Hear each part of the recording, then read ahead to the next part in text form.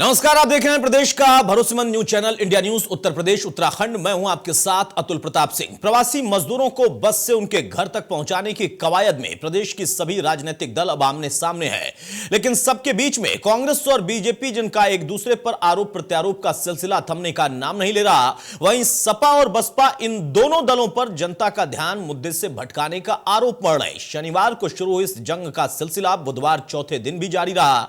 बसपा प्रमुख मायावती ने बीजेपी और कांग्रेस पर श्रमिकों की आड़ में घिनौनी राजनीति का आरोप लगाया। वहीं डिप्टी सीएम दिनेश शर्मा भी दूसरे दिन सिर्फ इसी मुद्दे पर प्रेस कॉन्फ्रेंस करते नजर आए और 1000 बसों की सूची में हुए फर्जीवाड़े को लेकर कांग्रेस को दोबारा आड़े हाथ लिया। बाहर से हमला कम नहीं हो रहा था कि कांग्रेस के भीतर से भी विरोध के बागी स्वर उठ गए। खुद रायबरेली से कांग्रेस विधायक अदिति सिंह ने 1000 बसें चलाने पर सवाल खड़े कर दिए और इसे कांग्रेस की ओर से किया गया क्रूर मजाक तक कह दिया। इन सभी राजनीतिक उलझनों के बीच प्रियंका गांधी वाड्रा ने श्रमिकों को उनके साथ खड़े होने का फिर से विश्वास दिलाया। साथ ही बसों को इस्तेमाल में लाने और न लाने का फैसला यूपी सरकार पर ही छोड़ दिया। उन्होंने कहा कि सरकार को बसें नहीं चाहिए तो वो बोल दे, हम वापस भेज देंगे। अब सवाल यह है कि किसने बनाया मजदूरों को बेबस। इन्हीं तमाम सवालों पर एक खास पैनल के साथ हम करेंगे बड़ी बहस।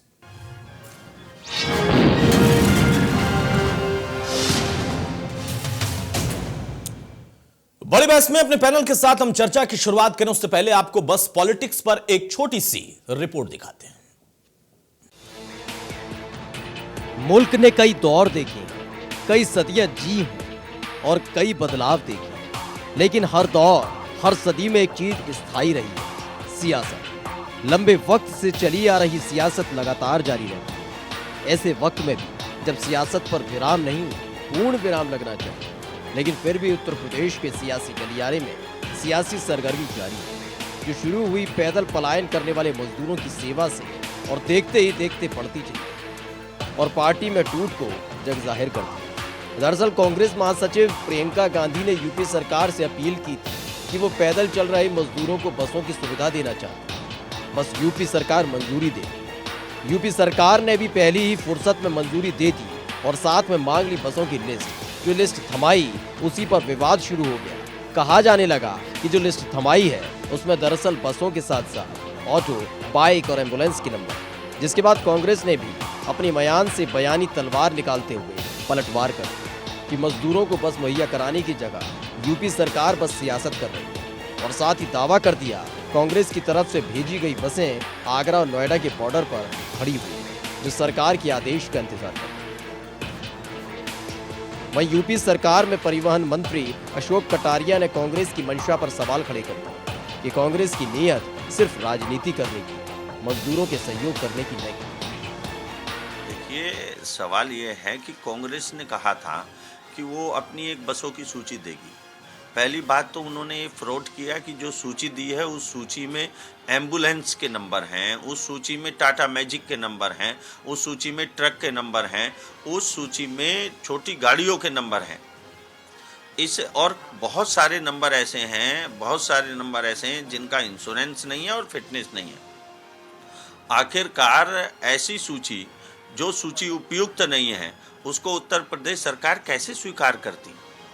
दूसरी बात कि उन्होंने अगर ये देनी ही थी सूची तो जरा 10 लोग 5 लोगों को बैठा दिए होते और चेक करा लिए होते, उसके बाद सूची भिजवा दिए होते। ऐसी खराब सूची, फिटनेस के बिना वाहन जो हैं, जिन वाहनों का इंश्योरेंस नहीं है, उन वाहनों से हम अपने कामगारों को उत्तर प्रदेश में आखिर कैसे ले आएं, उनकी जान को जोखिम में कैसे डाल लें, ये संभव नहीं है। एक बात। वहीं प्रियंका गांधी ने यूपी सरकार से राजनीति न करने की अपील करते हुए निशाना भी साधा कि ये वक्त राजनीति करने का नहीं है। जितना वक्त राजनीति करने और आरोप प्रत्यारोप में बिता दिया, उतना वक्त अगर मजदूरों को भेजने में लगाते तो हजारों मजदूर अपनी मंजिल तक पहुंच जाते। जिस तरह से हम लोगों की मदद कर रहे हैं, जिस तरह से हमारे लोग हर जिले में, हर शहर में, हमारे कार्यकर्ता प्रवासी भाई बहनों के और लॉकडाउन और महामारी से जो पीड़ित लोग हैं उनकी मदद कर रहे हैं, उस तरह से हम करते रहेंगे। हमें कोई परवाह नहीं है कि आपकी बसें हैं या हमारी बसें, हम सिर्फ एक सेवा भाव से मदद करना चाह रहे थे। तो मैं कहना चाहती हूँ अपने ख़ास तौर से अपने प्रवासी भाई बहनों से जो इस संकट में हैं और जो पैदल चल के जा रहे हैं कि कांग्रेस का एक एक कार्यकर्ता, एक एक नेता आपके साथ है। आप उत्तर प्रदेश के जिस ज़िले से, जिस शहर से गुजरेंगे, हमारे लोग आपको मिलेंगे, आपको खाना उपलब्ध करेंगे, आपके लिए पानी उपलब्ध करेंगे, आपकी कोई भी सुविधा की ज़रूरत हो वह उपलब्ध करेंगे।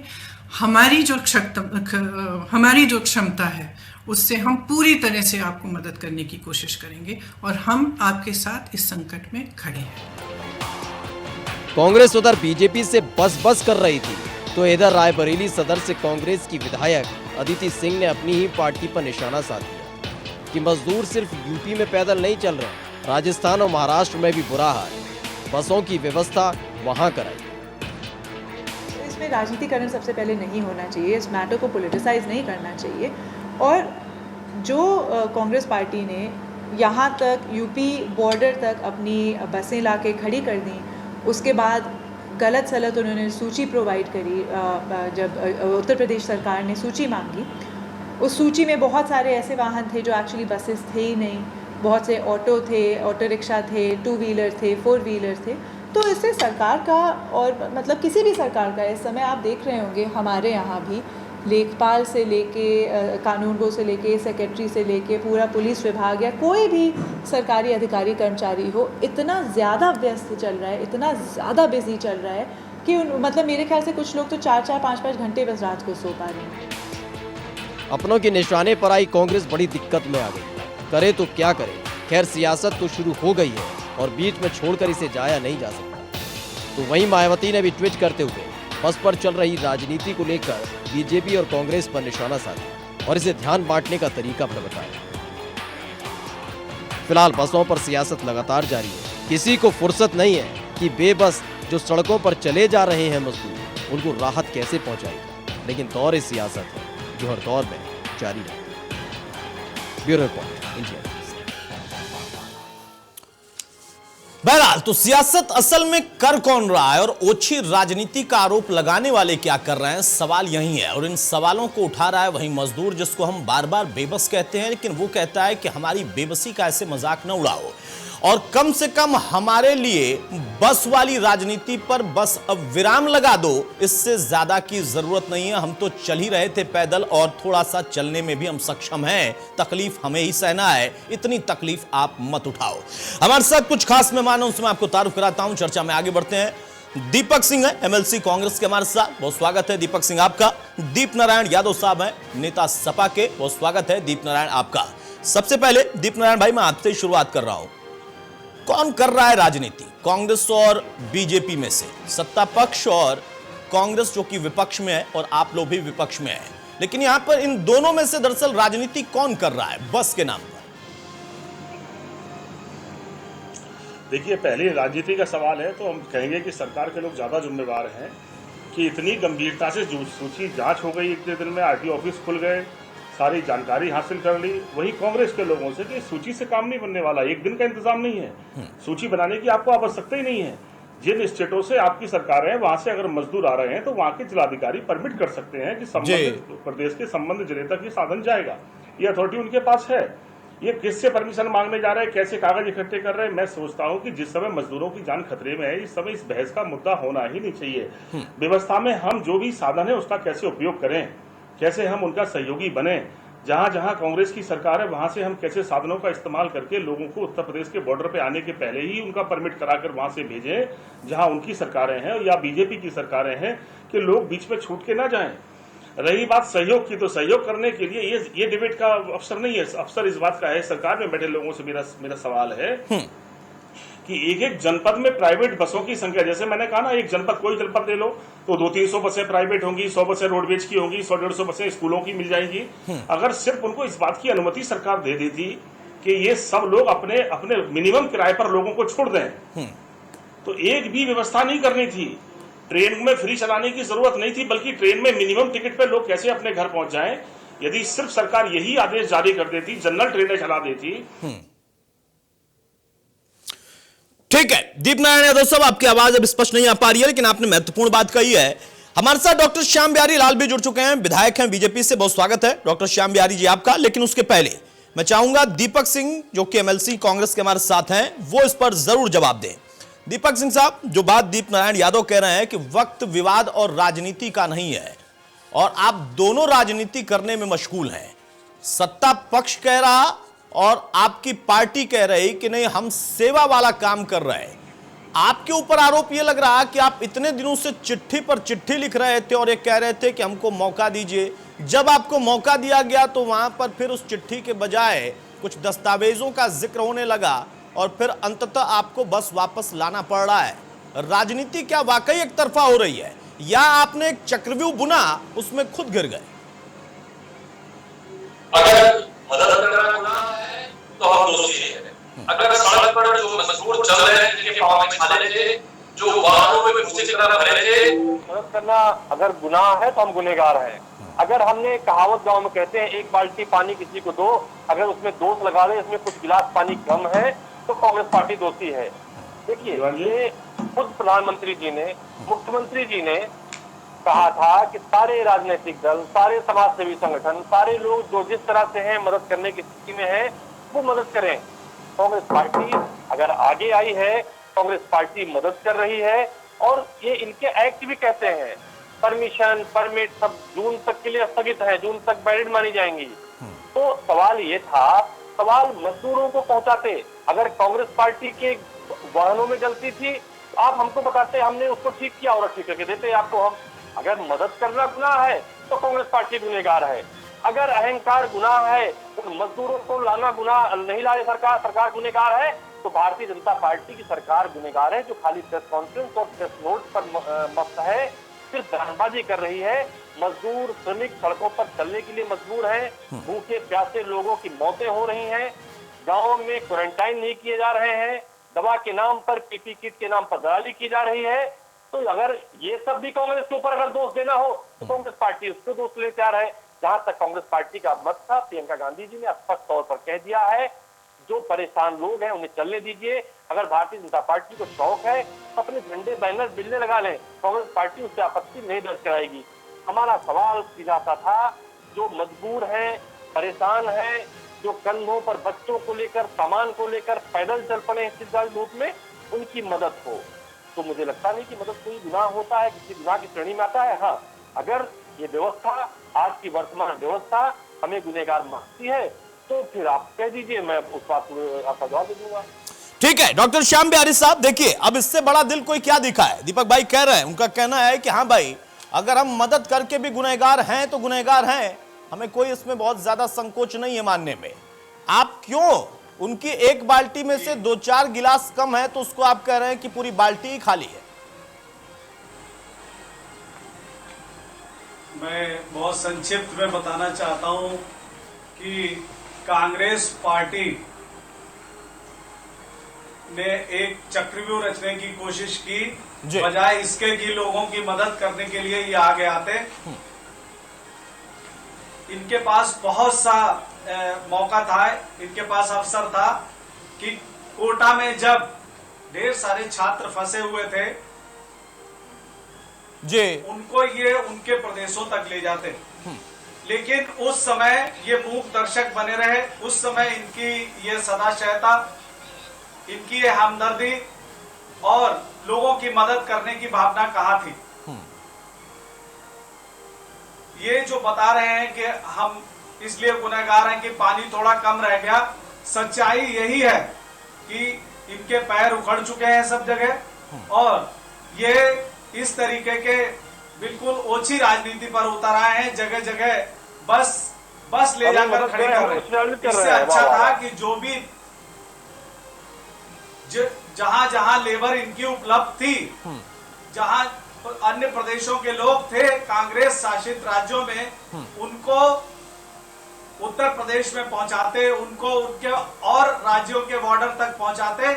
लेकिन इसकी बजाय बसें ले जाकर वहां उत्तर प्रदेश में खड़ी कर दी और उसमें भी जब कागज मांगे गए तो सबको पता है कि उसमें किन किन चीजों के कागज थे और बसों की कंडीशन क्या थी।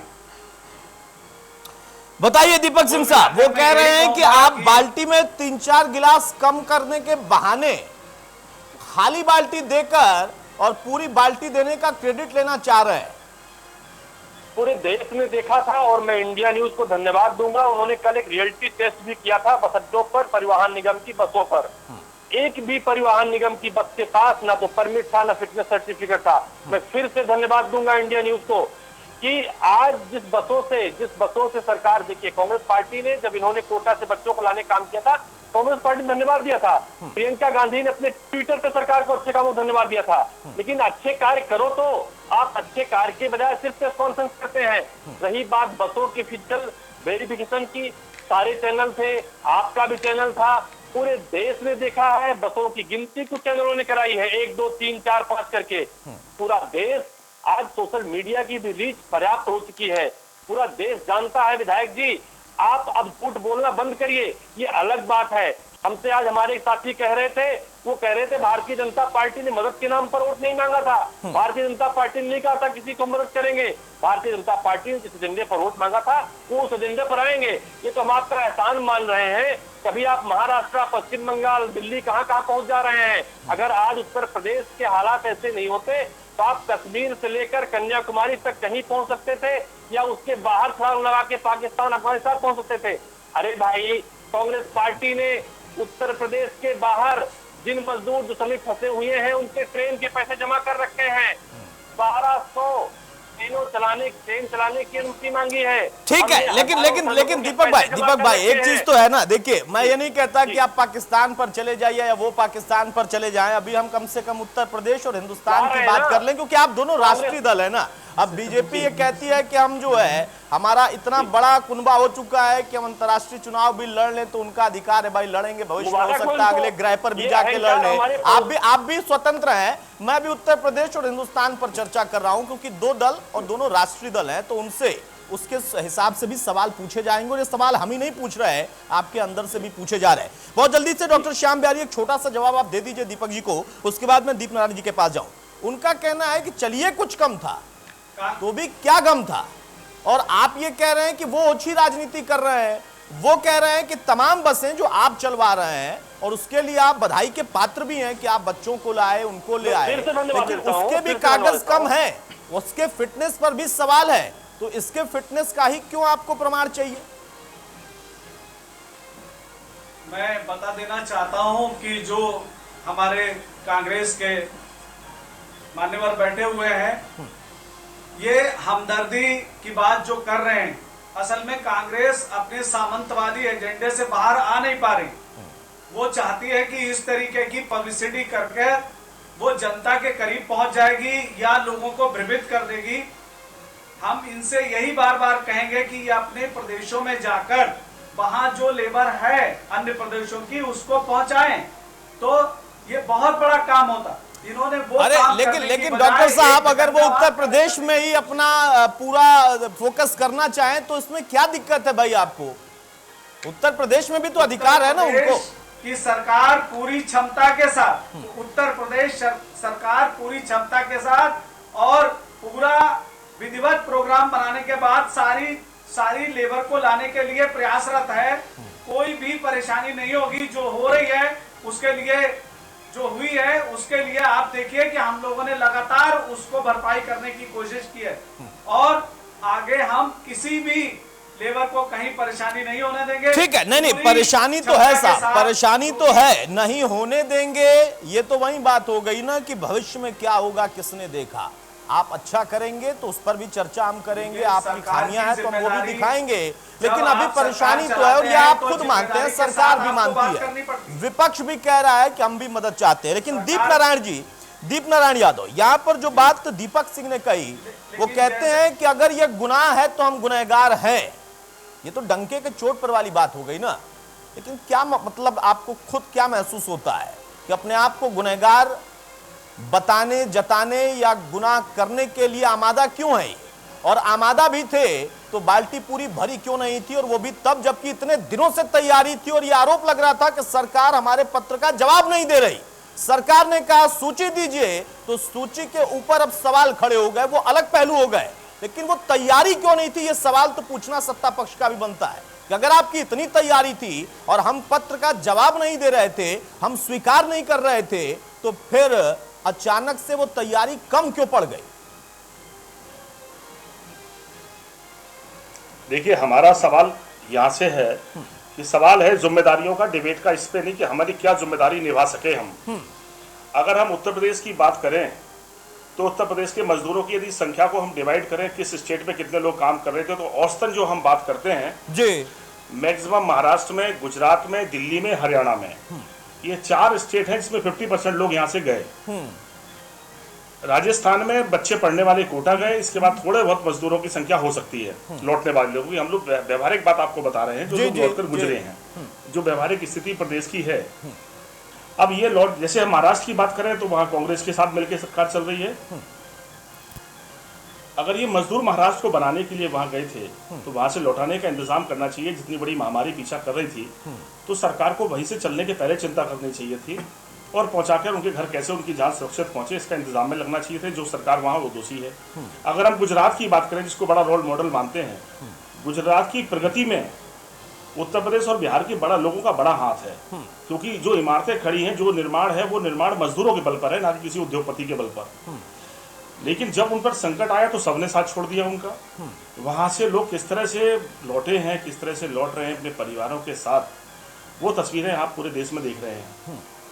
अगर हम राजस्थान की बात करें तो कोटा एक बड़ा सेंटर है जहां बच्चे पढ़ रहे थे जी, पूरे देश के बच्चे पढ़ रहे थे, उत्तर प्रदेश के बहुत सारे बच्चे वहां पढ़ रहे थे, उनको इंतजाम का सवाल था। फिर दिल्ली से हम बात करें, दिल्ली में सरकार है, दिल्ली के लोगों को लौटने का इंतजाम होना था। हरियाणा में सरकार किनकी, ये सब पता है। हमारा सवाल यहाँ से है कि जिनके पास सरकार है, ताकत है, फैसले लेने की क्षमता है, जो इंतजाम कर सकते हैं, सरकार के पास जो पैसा है वो लोगों का पैसा है, लोगों के पैसे से ही लोगों का इंतजाम करना था, वो वहां तो इंतजाम हुआ नहीं। फिर बाहर आके लड़ रहे हैं कि हमने ये इंतजाम कर दिया, हमने परमिट के लिए बसें मांगी। आपने अगर परमिट मिला ही नहीं आपको तब तक, तो लोग छोड़ कैसे दिए फिर आपने? पहला सवाल। जो परमिट देने वाले लोग हैं, ये परमिट में जल्दी जांच करने लगे, लोग नहीं देख रहे रोड पे कितने घूम रहे हैं। लोग अपने बच्चों को कंधों पर लिए हैं, कैसे कैसे परेशानी में लेकर गर्म तपती धरती पर लोगों के पैर जल गए हैं। सैकड़ों लोगों की ऐसी हालत है कि देखकर लगे दया आ जाए, कि लगे कि मानवता कहाँ गिर गई है। सवाल ये था कि जिम्मेदारी ना ये निभा पाए ना वो निभा पाए जहां सरकारों में थे। सलाह देना बड़ा सरल है, पर जिम्मेदारी निभाना बहुत कठिन काम था। जिम्मेदारी जिनके हाथ में, नहीं बिल्कुल बिल्कुल दीप नारायण भाई, आपने बिल्कुल सही कहा। सलाह देना बहुत सरल है, लेकिन जिम्मेदारी निभाना बहुत मुश्किल है। इससे मुझे याद आया, एक दिन आपके नेता ने भी एक ट्वीट किया था, एक उसमें फोटो लगी थी, मजदूर साइकिल से जा रहा था, उन्होंने कहा यहीं साइकिल पहुंचाएगी।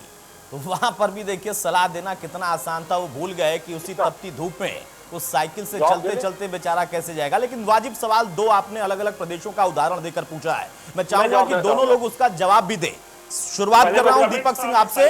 दीप नारायण यादव ने कहा कि अगर इतनी ही चिंता थी तो सबसे बड़ा तबका महाराष्ट्र में उत्तर प्रदेश का, वहां पर आप सत्ता में, वहां पर आप व्यवस्था क्या कर पाए और क्यों नहीं कर पाए, उसका जवाब तो आपको देना पड़ेगा। आप उत्तर प्रदेश में तो जो सरकार में जहां आप नहीं है वहां आप चिंता करने के लिए बेताब दिख रहे हैं और चिंता कर रहे हैं, लेकिन जहां आप सत्ता में हैं वहां पर आपकी चिंता में कमी क्यों है? महाराष्ट्र का जवाब आप दे दीजिए, उत्तर प्रदेश के उन तमाम लोगों के लिए गुजरात का जवाब मैं डॉक्टर साहब से लूंगा।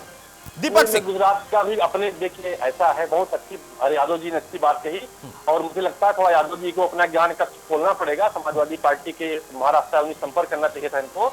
वहां पर कांग्रेस पार्टी की प्रदेश यूनिट ने 1.5 करोड़ रुपए जमा किए हैं महाराष्ट्र के मजदूरों को ट्रेन से उत्तर प्रदेश भेजने के लिए।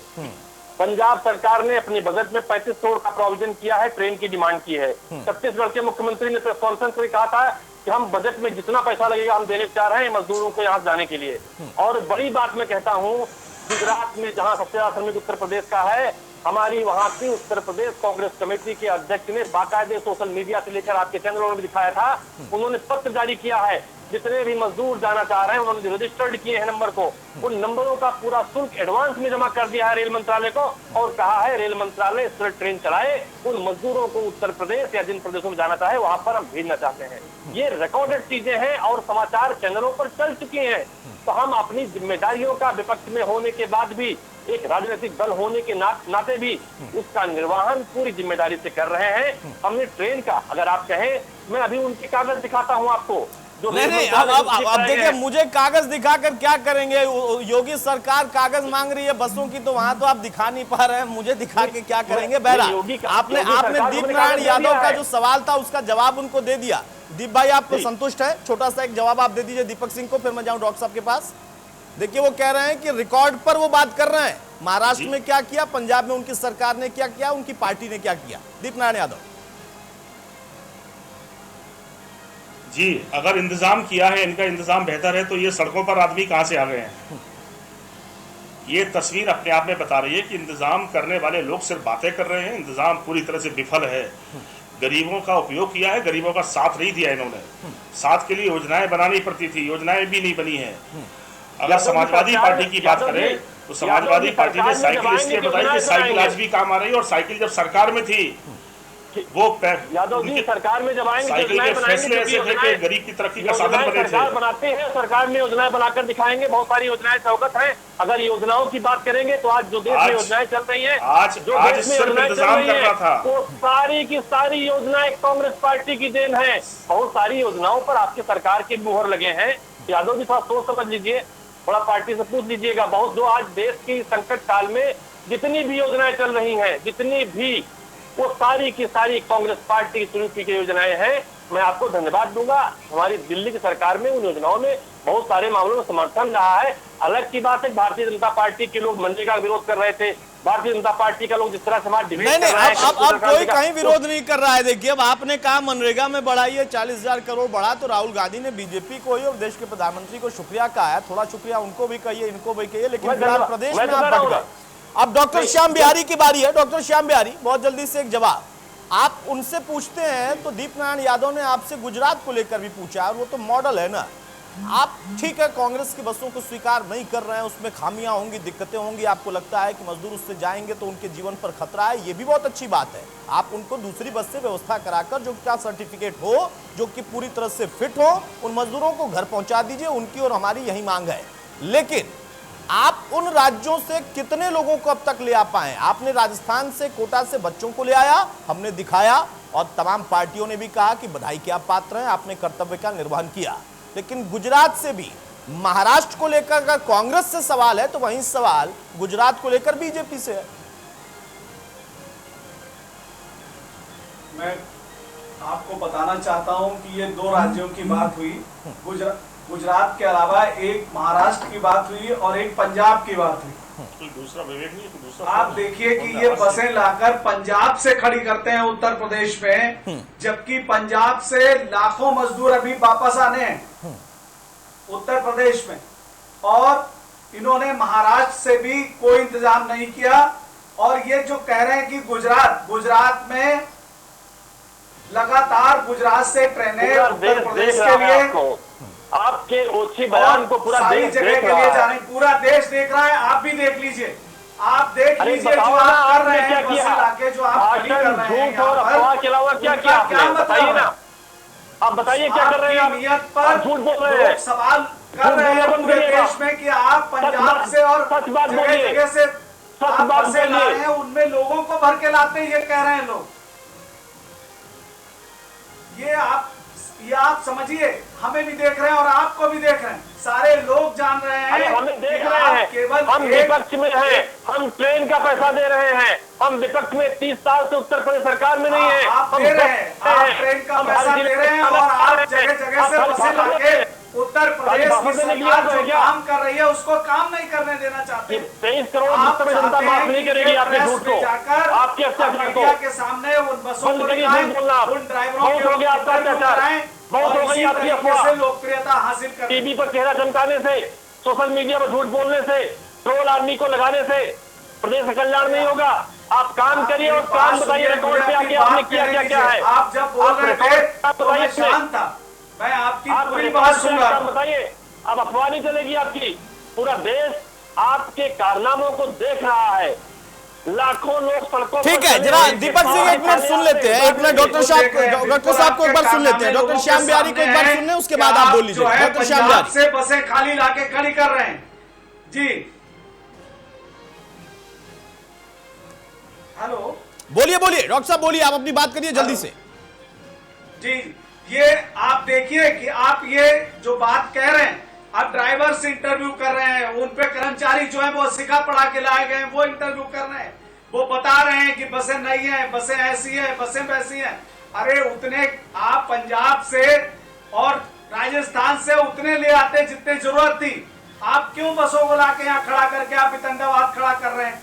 आप दिखाना चाहते हैं कि कांग्रेस बहुत जनता की हिमायती है और बहुत ज्यादा काम कर रही है, लेकिन आप जो चक्रव्यूह रच रहे हैं, आप उस चक्रव्यूह में आपको ही फंसना है। जनता जानती है, जिसको मदद करनी होती है वो काम करता है। हमको फांसी चढ़ा दो, लेकिन मजदूरों को भी घर तक पहुंचा दो। आप हमें हम फांसी पर चढ़ने को ठीक तैयार है हैं। ठीक है ठीक है ठीक है ठीक है, नहीं अब किसी को देखिए फांसी पर नहीं चढ़ाना है भाई, यहाँ पर फांसी चढ़ाने के लिए चर्चा हम नहीं कर रहे हैं। और आप इतना इतना इतना ज्यादा द्रवित मत होइए कि फांसी पर चढ़ने के लिए बेताब हो जाइए। गुनहगार तक तो आपने कहा तो समझ में आया, लेकिन अब फांसी पर नहीं चढ़ना है। बहरहाल अब जरा तीनों लोग शांत रहे, एक जानकारी मैं देता हूं, उसके बाद हम चर्चा में आगे बढ़ेंगे। दीपक जी ध्यान से सुनिएगा, हरियाणा का जिक्र हुआ, वहां बीजेपी की मनोहर लाल की सरकार है, और राजस्थान का जिक्र हुआ, वहां पर गहलोत साहब यानी कांग्रेस पार्टी की सरकार है। और आज 400 बसों के लिए बकायदा दोनों सरकारों के बीच में एग्रीमेंट होता है कि हां हमारे यहां से बसें आएंगी जाएंगी, और उसका पूरा ब्यौरा रहेगा दोनों सरकारों के पास। उत्तर प्रदेश में कांग्रेस पार्टी अगर इतनी तैयारी के साथ आई, योगी सरकार ने कहा कि चलिए आइए, फिर कमी क्यों रह गई दीपक सिंह? और एग्रीमेंट यहां पर क्यों नहीं हो सकता था महाराष्ट्र और उत्तर प्रदेश की सरकार में, राजस्थान और उत्तर प्रदेश की सरकार में? क्योंकि दोनों जगहों पर आप ही दोनों की पार्टियां हैं, और हरियाणा और राजस्थान में भी आप ही दोनों की पार्टियां हैं। वो सरकारें अगर ये काम कर सकती हैं तो उत्तर प्रदेश में मसला क्या था? दीपक सिंह देखिए, मसला सिर्फ योगी सरकार के अहंकार का है, रेल मंत्रालय के अहंकार का है। मैंने कहा ये बातें ऑन रिकॉर्ड फिर से कहता हूं, कांग्रेस पार्टी ने हर प्रयास किया है, हर एंगल पर बात करने की कोशिश की है, हर एंगल पर सरकारों के जो गाइडलाइंस हैं, सरकारों के गाइडलाइंस जारी हुई है, उसके अनुसार कांग्रेस पार्टी ने बात की। कांग्रेस पार्टी ने लिखित रूप से यात्रियों मजदूरों को घर तक पहुंचाने के लिए लिखित अनुरोध किया। जब हम सरकार तो है नहीं, हम सिर्फ पैसा दे सकते हैं, हम सिर्फ यात्रियों की टिकट खरीद सकते हैं। आप सरकार हैं साहब, मैंने इसीलिए दो राज्यों का यहाँ पर जिक्र किया है। ये मत कहिए आप सरकार नहीं है, आप महाराष्ट्र में सरकार हैं, आप राजस्थान में सरकार हैं, और रेल मंत्रालय क्या उत्तर प्रदेश के लिए अलग से बना हुआ है इस देश में? अगर रेल मंत्रालय अहंकारी हो गया तो वो तो फिर हरियाणा के लिए, राजस्थान के लिए, महाराष्ट्र के लिए भी अहंकारी होगा, या खासतौर पर उत्तर प्रदेश के लिए अहंकारी है? हमने आपसे पहले स्लॉट में कहा कि हमने गुजरात के लोग, जहां पर भारतीय जनता पार्टी का जो मॉडल पूरे देश में बिका था, वहां पर भी हजारों मजदूरों के पैसे जमा किए हैं। रेल मंत्रालय की रिसीविंग हमारे पास है। हम तो गुजरात में भी हमारी कांग्रेस पार्टी को पैसे जमा किए हुए हैं। और जहां तक सरकारों की बात है, वो सरकारें आपस में जो इनके बीच की वार्ता है, आखिर वहां पर योगी सरकार क्यों अपने लेबर ले जाती? मैं बताता हूं, ये भी ऑन द रिकॉर्ड चीजें हैं। ये सरकार चाहती है कि जो उत्तर प्रदेश के मजदूर आ जाएंगे, इनके जो चहेते उद्योगपति हैं, उनके उद्योग धंधों में व्यवधान उत्पन्न होगा। इसलिए योगी सरकार अन्य सरकारों से, जहां जहां पर कांग्रेस पार्टी, अब दीपक सिंह देखिए, अब दीपक सिंह अगर आप ये बात कर रहे हैं तो फिर आप दोहरी बात करने लगे, और ये मैं इसलिए कह रहा हूं, ऑन द रिकॉर्ड कहूंगा।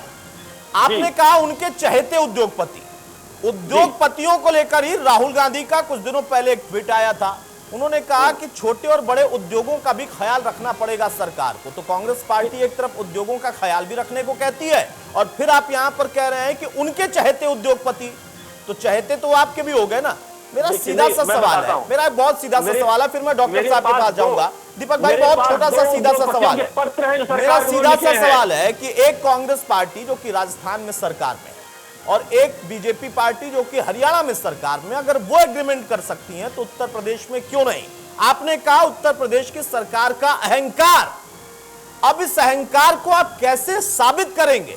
क्योंकि जब उस अहंकार को आपने पहले कहा, उन्होंने कहा भाई आप अगर व्यवस्था कर पाए हैं ले आइए, हम तैयार हैं, फिर वहां पर दूसरी बातें उठने लगी। डॉक्टर श्याम बिहारी बहुत जल्दी से जवाब देंगे।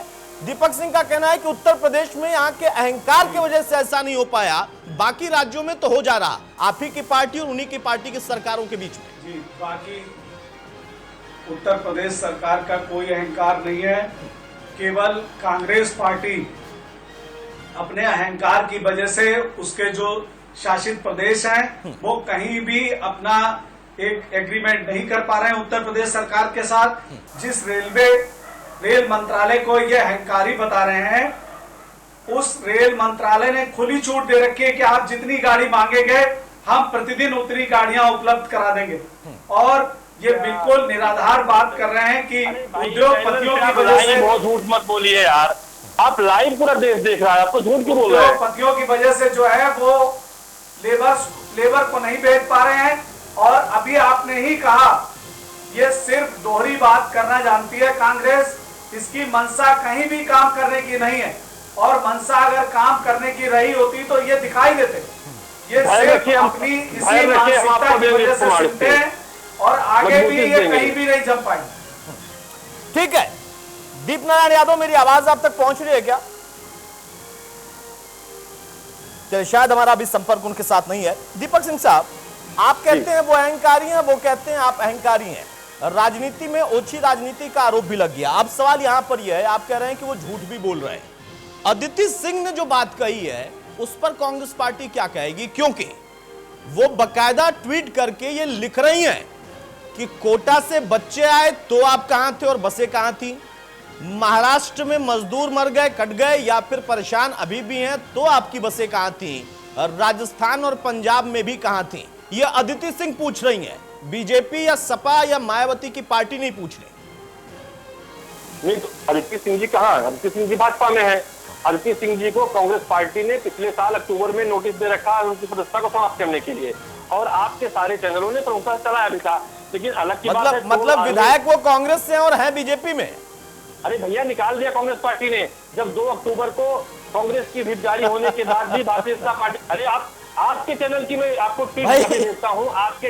दीपक भाई, मुझे आप क्लिप मत भेजिए, मुझे तो वो चर्चा भी याद है। लेकिन मेरा सवाल यह है कि अगर वो है बीजेपी में ही है, मान लिया, तो आज ही आपने उनके इस बयान के बाद अनुशासनहीनता के लिए नोटिस क्यों दे दिया है जब आपकी पार्टी में है ही नहीं? तो 2019 में 2 अक्टूबर 2019 में जब वो कांग्रेस पार्टी के हित के खिलाफ भारतीय जनता पार्टी के द्वारा आयोजित कार्यक्रम में हिस्सा लिया था, तभी दिया था। आप अभी गूगल करिए, तुरंत लाइव में आपको दिख जाएगा। उनको कांग्रेस पार्टी ने उनकी सदस्यता को समाप्त करने की नोटिस दे रखा है। मैंने वो भी मान लिया भाई, तो आज आपकी पार्टी ने उनको अनुशासनहीन क्यों बताया है अगर आपकी पार्टी में है ही नहीं? तो चलिए, मैंने वो भी मान लिया। 2 अक्टूबर आप सुन तो लेंगे मेरी बात को। 2 अक्टूबर पिछले साल 2 अक्टूबर को पार्टी के हित के खिलाफ उन्होंने काम किया था, उसके लिए उनको नोटिस जारी की गई है उनके सदस्यता को समाप्त किए जाने के लिए। आज के बयान पर नहीं है कांग्रेस पार्टी। आज के बयान के पहले वो कांग्रेस में है ही नहीं है, वो भाजपा कार्यक्रमों में हिस्सा ले रही है। आज के पहले वो दीपक भाई, अब आप भी देखिए, लाइव बैठे और आपको भी पूरा देश सुन रहा है ना। मतलब आज ही वो बयान देती हैं और आज ही आपको 2 अक्टूबर के बयान पर याद आता है कि उनको नोटिस देना है। आप गूगल करिए, लाइव गूगल कर लीजिए ना। अरे गूगल क्या करना, आप बैठे हैं तो आप बताएंगे कि गूगल बताएगा? भाई गूगल तो बहुत कुछ बताता है। जब आप बैठे ही हैं तो हम आपसे पूछेंगे ना। अब गूगल से ये भी गूगल से पूछ रहे हैं, फिर पार्टी के प्रवक्ताओं को क्यों बुलाएं भाई? हम नेताओं को क्यों बुलाएं? मैं तो आप लोगों के साथ बैठा हूं ना। मैं ये कह रहा हूँ, आप क्या कह रहे हैं? आप ये कह रहे हैं कि आज के उनके बयान पर आपने नोटिस नहीं दिया, उनको अनुशासनहीन नहीं बताया? नहीं, आप इंडिया न्यूज की लिंक की नोटिस है। कांग्रेस की रायबरेली विधायक की सदस्यता समाप्त करने के लिए कांग्रेस पार्टी ने दायर की याचिका कर दिया था। महीने की आज खबर है, कर दिया था। खबर तो ये थी, और कर दिया था कि नहीं ये मैं पूछ रहा हूँ। हाँ, इंडिया न्यूज खबर है। अरे भाई, इंडिया न्यूज की खबर थी ना कि आपने ये करने को कहा था, तो हमने खबर दिखाई। आपने किया था कि नहीं किया था? बाहर निकाल दिया है ना, पटल पर आ गया है ना कि वो कांग्रेस की नहीं है। इसमें चिट्ठी लगी है जो हमने नोटिस दिया समाप्त करने के लिए। अब देखिए दीपक भाई, आज उन्होंने बयान दिया तो आप अब हमको चिट्ठी दिखाने लगे और बता रहे हैं कि उस दिन के बयान पर हमने आज उनको नोटिस दे दिया। ऐसा नहीं है। मेरा सीधा सवाल था, देखिए मेरा सीधा सवाल था कि अदिति सिंह ने जो बात कही है, चलिए मान लीजिए वो आपकी पार्टी में नहीं भी है, तो ऐसा क्या है सिर्फ बीजेपी में चली गई या वहां पर अभी सदस्य नहीं बनी है उसके लिए उन्होंने ये बात कह दी? उन्होंने जो सवाल पूछा है मैं उस सवाल पर ही आता हूं। उन्होंने राजस्थान, महाराष्ट्र और उसका जिक्र किया है, वहां पर आपकी बसें क्यों नहीं है? ये सवाल तो कोई भी पूछ सकता है ना, वो बीजेपी का हो, वो सपा का हो, वो बसपा का हो, मैं पत्रकार होकर पूछ सकता हूं, ये तो सवाल बनता है ना। वहां बसें क्यों नहीं है? उत्तर प्रदेश में ही क्यों बसें आप देना चाहते हैं? ये सेवा भाव कांग्रेस पार्टी का उन राज्यों में क्यों नहीं है? फिर मैं जाऊंगा दीप जी के पास बहुत जल्दी से। दीपक भाई, मैंने पूरे देश में, मैंने पहले भी कहा, जो विधायक अदिति जी का बयान है वही भाजपा के हमारे प्रवक्ता का बयान है। और मैंने पहले भी कहा है, कांग्रेस पार्टी ने सिर्फ उत्तर प्रदेश में नहीं पूरे देश में रेलवे को जितना पैसा लगेगा कांग्रेस पार्टी उसको देगी। कांग्रेस पार्टी ने कई सारे ट्रेनों को चलाने की अनुमति मांगी है। अकेले सिर्फ मैं बताऊं ऑन रिकॉर्ड जो मेरे पास अभी पेपर है, सिर्फ अमेठी के लिए हमने विभिन्न प्रांतों से 24 ट्रेनों की परमिशन मांगी है। कागज लेके बैठा हूं साथ में। दीपक भाई देखिए दीपक भाई, मैं फिर से कह रहा हूं, मैं आप पर सवाल ये नहीं खड़ा कर रहा हूं कि आपने परमिशन मांगी है नहीं मांगी है। मेरा सवाल है कि हम बसों को लेकर चर्चा कर रहे हैं और बड़ा दर्दनाक ये है कि बेबस मजदूरों के लिए बस चली थी और वो भी चर्चा में इस तरीके से आ गए। आप अदिति सिंह को नकार देते हैं, अभी भी आपकी पार्टी में पद पर बैठी हुई हैं वो, आप वो भी छोड़ दीजिए। आप कहते हैं हमने गुजरात में ये किया, हमने कर्नाटक में ये किया, हमने राजस्थान में ये किया, पंजाब में ये किया, महाराष्ट्र में किया, मैं सब मान लेता हूं।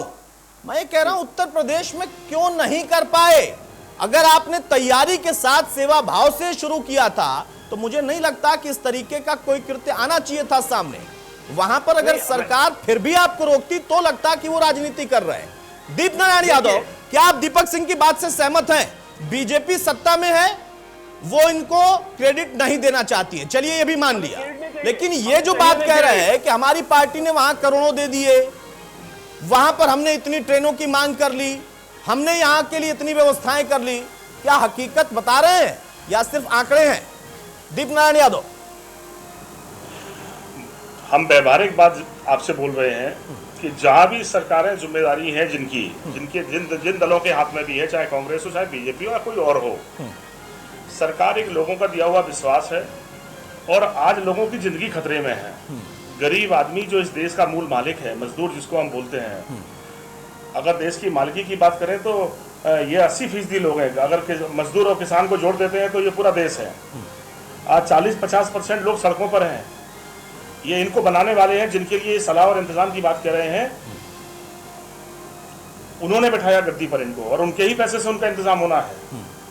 आज उनकी जिंदगी खतरे में है, उनके लिए महामारी पीछा कर रही है, उनके बच्चे अपने बच्चों को लेकर चले आ रहे हैं। ये इंतजाम के लिए कितने दिन बाद बात कर रहे हैं? लॉकडाउन हुए लगभग 50-60 दिन होने जा रहे हैं। इतने दिन में कितने लोग किस तरह घर तक पहुंचे हैं, कैसे उनकी जिंदगी चली होगी, एक दिन कैसे कटा होगा जी, जिन्होंने बड़ी उम्मीदों से इन्हें व्यवहारिक बात है दीप भाई, व्यवहारिक बात है, लेकिन फिर आप पर भी सवाल है। आप कहेंगे कि देखिए फिर आपने हम पर सवाल खड़े कर दिया, लेकिन आप पर भी सवाल है। आप लोग भी सिर्फ सलाह ही दे रहे हैं, मदद कोई कर नहीं पा रहा है, सच्चाई तो यही है। बहरहाल डॉक्टर श्याम बिहारी, बहुत जल्दी से संक्षेप में, दीपक सिंह ने कह दिया कि आपने अदिति सिंह को भी अपनी पार्टी में ज्वाइन करा लिया है, इसलिए वो आरोप लगा रही हैं, भले विधायक उनके पार्टी से हैं अभी तक कम से कम पटल पर। लेकिन उन सबके बीच में मेरा एक मूल प्रश्न होगा, 1000 बस वो देना चाहते थे, नहीं दे पाए, फिटनेस नहीं थी, आप नहीं लेंगे। अब वो जो मजदूर हैं जिनको आप पहले भी मदद दे रहे थे और आपका कर्तव्य भी है, उनके लिए किसी और तरीके का क्या आपने वैकल्पिक तुरंत इंतजाम कर लिया जो कांग्रेस की इन बसों से हो सकता था? प्रियंका ने भी आज आकर सबके सामने ये बात रखी, उन्होंने कहा कि भाई आपको अगर लगता है कि उस बस पर बीजेपी का झंडा लग जाए, हमें उस पर भी आपत्ति नहीं है, आप चलाइए, आप मजदूरों को ले जाइए। डॉक्टर श्याम, मैं बताना चाहता हूं कि राजस्थान में मेरी ही विधानसभा के अभी कई जगह पर मजदूर फंसे हुए हैं। इसी तरीके से पंजाब में भी मेरी विधानसभा के लोग फंसे हुए हैं। मैं केवल अपनी विधानसभा से शुरू कर रहा हूँ। ये बजाय उन बसों को लाकर यहाँ पर खड़े करने की बजाय वहीं से लोगों को लाते और अगर विधायक जी बॉर्डर तक भी सूची पहुंचाते दीजिए। तो भी इनका बहुत बड़ा काम इंडिया होता। सूची दीजिए, लाइव बोल रहा हूँ, परमिशन दिलाइए, विधानसभा तक पहुँचाऊंगा आपके क्षेत्र लोगों को, मैं सूची भी दे परमिशन दूंगा, दिलाइए, आपके आपको क्षेत्र सूची दे पहुँचाऊंगा। दूंगा। ये इस वादा समय करके जा रहा हूँ। आप देखिए शांति से, आप मुझे बोलिए शांति बोलिए से बोलिए अपनी बात विधायक जी कहने बोलिए। आप आपने कही देखिए तो मैं एमएलसी शांत साहब हो कह गया। रहे हैं, वो मांग रहे हैं ना, बड़ी बात है, वो कह रहे हैं कि वो वादा कर रहे हैं। आप बोलिए, आप दीजिए उनको नहीं, सूची। मैं सूची एमएलसी साहब को दूंगा। मैं कहना चाहता हूं कि राजस्थान के विभिन्न जिलों में अभी लोग फंसे हुए हैं। इसी तरीके से पंजाब के बहुत से जिलों में ढेर सारे लोग फंसे हुए हैं।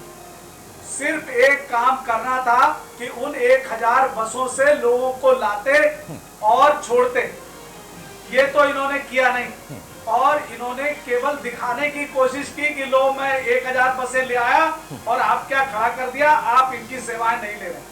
ठीक है तो दीपक जी, आपकी दीपक जी पहले बहुत से ही छोटा सा काम जवाब कर रहा दीजिए। है, आप आप ऊपर कह रहे हैं कि हाँ डिसाइड उनकी विधानसभा के कम से कम आप अपने स्तर पर ले आएंगे, आप सूची मांग रहे हैं उनसे। आप मेरे बयान को रिकॉर्ड कर लीजिएगा, इंडिया न्यूज चैनल पर लाइव कह के जा रहा हूँ। विधायक जी इंडिया न्यूज चैनल को अपने विधानसभा के समस्त लोगों को सूची उपलब्ध करा दें, चाहे पंजाब के हो चाहे वो राजस्थान के हो।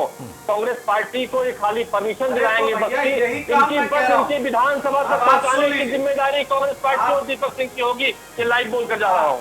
चलिए बड़ी बात है विधायक जी, मैं माफी चाहूंगा, समय थोड़ा कम है। आप जरूर एमएलसी साहब को सूची उपलब्ध करा दीजिएगा। देखिए मेरे चैनल पर हमारे साथ ये चर्चा जब हो रही है तो कम से कम कुछ जो लोग आपकी विधानसभा के वो भी आना शुरू हो जाएं तो भी अपने आप में बड़ी उपलब्धि होगी। लेकिन एक चीज मैं जरूर कह रहा हूं, जो सूची दीजिएगा वो पुख्ता दीजिएगा, उसका पूरा ब्यौरा ले लीजिएगा और दीपक सिंह आप भी पहले उससे लेकर पुख्ता कर लीजिएगा। कहीं ऐसा ना हो जाए कि एक सूची आपने बस वाली दी थी और उसी को लेकर बवाल मच गया। उस टाइप की सूची का आदान प्रदान आप लोग मत करिएगा। पुख्ता सूची और सही तरीके की सूची दीजिएगा। 30 सेकंड बोलना चाहिए। हाँ दीपक सिंह जल्दी से। जब हमारे देश के प्रधानमंत्री जी मुख्यमंत्री जी लोगों से मदद करने की अपील की थी, क्या उनके जिन लोगों ने मदद की है उनसे पूछा था सेल टैक्स देते हो, इनकम टैक्स देते हो, इनकम टैक्स में रजिस्टर्ड हो नहीं रजिस्टर्ड हो? क्या इस बात की भरोसा होगा कि जिन लोगों ने मदद की है कल सरकार उनसे पूछना शुरू कर देगी कि आपने इनकी मदद कहां से की? आपने अरे भाई आप देखिए, अब अभी तो आप मदद की बात कर रहे थे, अब अचानक से आपने क्लॉज लगा लिया। अभी तो मदद करना प्राथमिकता है ना, बाद में क्या होगा, भविष्य में क्या होगा वो तो बाद में होगा ना। अभी तो आपने सूची मांगी थी, डॉक्टर साहब आपको सूची उपलब्ध कराएंगे और आप कह रहे हैं कि आप मदद करेंगे। अब बाद में क्या होगा? जब आप ये कहते हैं दीपक भाई कि अगर ये गुनाह है मदद करना तो गुनहगार बनने को हम तैयार हैं, तो फिर गुनहगार बनने को जब तैयार हैं तो डर किस बात का है कि भविष्य में क्या पूछा जाएगा? अभी फिलहाल सूची पुख्ता उपलब्ध कराइएगा। बहुत शुक्रिया दीपक सिंह आपका, डॉक्टर श्याम बिहारी आपका और दीपनारायण भाई आपका। तो देखिए बेबस और बस इन शब्दों में सिमट कर रह गया मजदूर, वो जो कि शहरों को खड़ा करने के लिए गांव छोड़कर निकला था और अपनी रोजी रोटी भी कमा रहा था, लेकिन आज उसकी मदद करने को, गुनाह करने को सब बेताब है।